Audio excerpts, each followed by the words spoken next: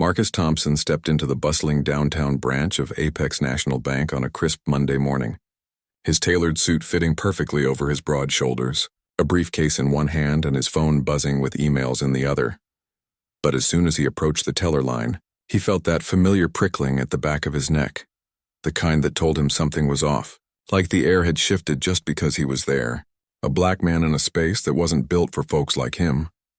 The teller, a middle-aged white woman named Karen with her hair pulled back tight and a name tag pinned crookedly on her blouse, glanced up from her computer screen and her eyes narrowed ever so slightly, that subtle judgment flashing across her face before she plastered on a fake smile that didn't reach her eyes. "Can I help you?" she asked in a tone dripping with condescension, as if he were some lost kid instead of the CEO of a multi-million-dollar tech firm. And Marcus, keeping his cool because he'd been through this dance too many times, slid his ID and withdrawal slip across the counter, requesting to pull out 50 grand in cash for a business deal closing that afternoon. But Karen's lips pursed, and she shook her head slowly. "I'm sorry, sir, but we have a policy against large withdrawals without prior notice, especially for certain accounts." Her voice lingering on certain like it was code for something uglier, and Marcus felt his blood heat up knowing exactly what she meant, because he'd seen it before.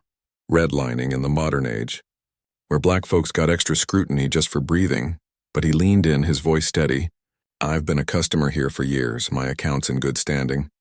And I called ahead last week, checked the notes." Yet she tapped away at her keyboard with exaggerated slowness, humming under her breath, and then called over her manager, a stern white guy in his 50s named Bob, with a potbelly straining against his cheap suit and a smug grin that said he owned the place, who sauntered over like he was doing Marcus a favor, peering at the screen over Karen's shoulder and muttering something about verifying identity, even though Marcus's driver's license was right there, pristine and matching his face perfectly. But Bob crossed his arms. "We need additional proof. Maybe a utility bill or something. Company policy to prevent fraud." And Marcus's jaw tightened, because he knew this wasn't policy. It was prejudice, the same old story of being treated like a criminal in his own country, his mind flashing back to all the times he'd been followed in stores or pulled over for routine checks. The injustice bubbling up inside him like a storm ready to break, and he thought, damn, even as a CEO, I'm still just another black man to them. The line behind him grew restless, whispers starting among the other customers, mostly white folks shifting uncomfortably, a couple of them eyeing him suspiciously as if he were the problem, not the bank's blatant discrimination. And one older white lady clutched her purse tighter, which made Marcus's stomach twist with that mix of anger and hurt he'd learned to swallow since he was a kid, growing up in the projects, where dreams were big but opportunities were slim. But he'd clawed his way up, building his company from a garage startup to a powerhouse in Silicon Valley, employing hundreds. Yet here he was, denied basic service because of the color of his skin. Bob, sensing the tension, waved over a security guard, a burly white dude who stood there with his hand on his belt, like Marcus was about to rob the place instead of access his own money. And Karen chimed in, "If you can't provide more ID, you'll have to leave, sir. We don't want any trouble." Her words laced with that fake politeness that hid the racism underneath, and Marcus felt the room closing in, his heart pounding, thinking about how this wasn't just about the money, it was about dignity, about not being seen as equal in a country that preached freedom, but practiced division. He pulled out his phone, recording discreetly because you never know when you need proof in these situations, and said calmly, "This is discrimination, plain and simple. I'm a high net worth client, and you're treating me like a suspect." But Bob scoffed. "No one's discriminating, we're just following rules," his tone dismissive, as if Marcus's lived experience meant nothing. And the guard stepped closer.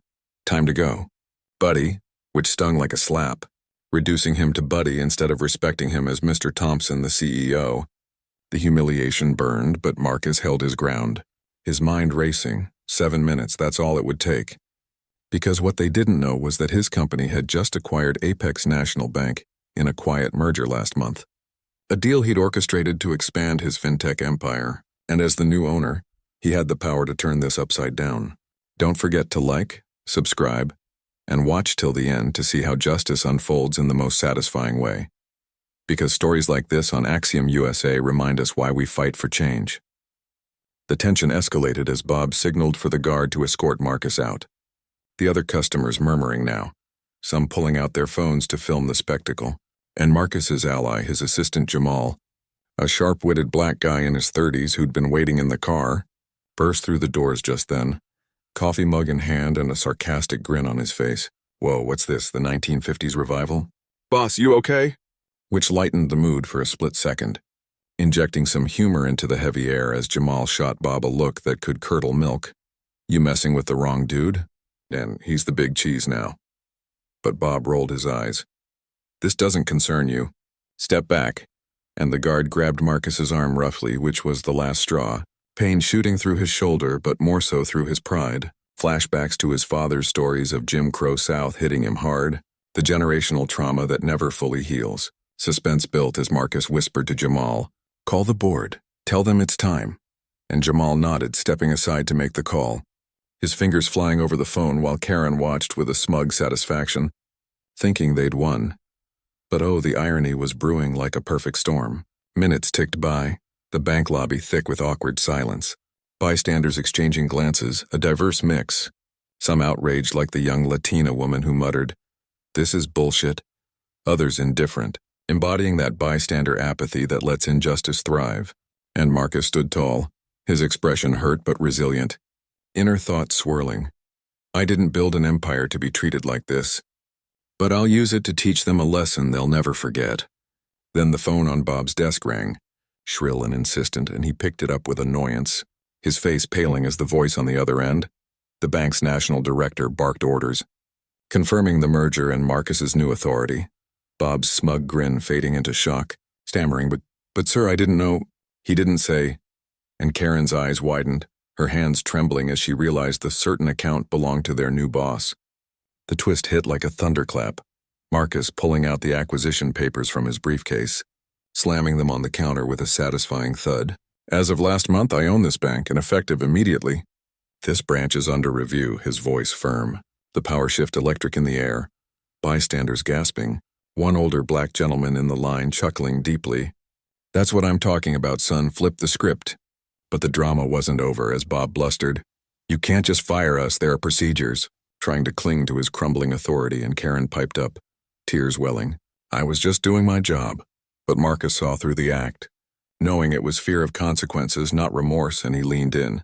"Your job isn't to discriminate, it's to serve. And you failed." The community atmosphere shifting as more customers voiced support, turning the lobby into a mini rally against bias. Suspense mounted as police sirens wailed outside. Bob had called them earlier, thinking he'd need backup to remove the troublemaker. But when the officers arrived, two stern-faced cops in Navy uniforms, badges gleaming, they took statements, and upon seeing the papers, one conflicted-looking sergeant scratched his head. "Looks like this is a civil matter now, but sir, if there's any assault from the guard," trailing off as Marcus decided not to press charges, opting for mercy with a message instead. The irony peaked when Marcus, now in control, gathered the staff, Telly's managers, the guard in the back office, a sterile room with fluorescent lights buzzing overhead, and announced, "This branch is closing for retraining. Everyone's on leave until we root out the rot." But then the rehook. Wait.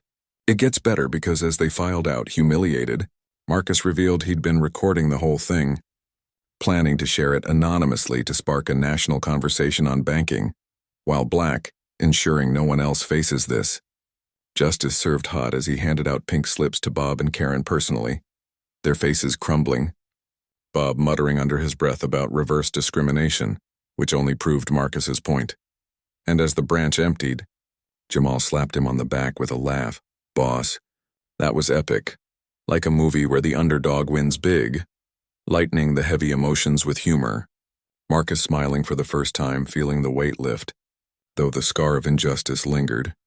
A reminder of the fight still ahead. Outside in the suburban parking lot under the afternoon sun, Marcus climbed into his car, reflecting on how far he'd come, from a kid in a rundown neighborhood dodging systemic traps, to firing those who embodied them.